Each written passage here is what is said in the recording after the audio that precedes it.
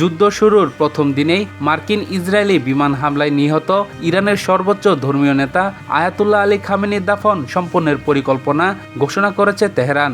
মঙ্গলবার রাষ্ট্রীয় টেলিভিশনে দেওয়া এক সাক্ষাৎকারে তেহরানের ডেপুটি মেয়র মোহাম্মদ আমিন এই তথ্য নিশ্চিত করেছেন। খবর গালফ নিউজ। দীর্ঘ প্রায় ৩৭ বছর ধরে ইসলামী প্রজাতন্ত্রের ইরানের নেতৃত্ব দেওয়া আলী খামেনি গত ২৮ ফেব্রুয়ারি দেশটির রাজধানী তেহরানের কেন্দ্রস্থলে অবস্থিত নিজ বাসভবনে মার্কিন ও ইসরায়েলি হামলায় নিহত হন।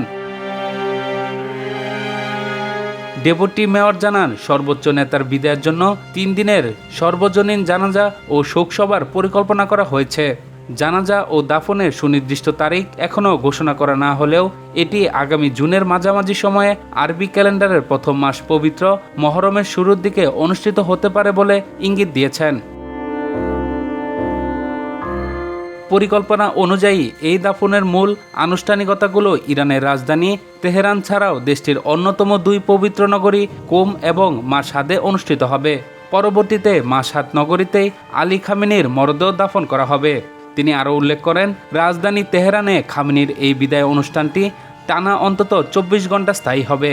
ইরানের এই সর্বোচ্চ নেতার শেষ জানাজা ও শ্রদ্ধা নিবেদন অনুষ্ঠানে প্রায় ২ কোটি মানুষের সমাগম হতে পারে বলে ধারণা করেছে দেশটির প্রশাসন।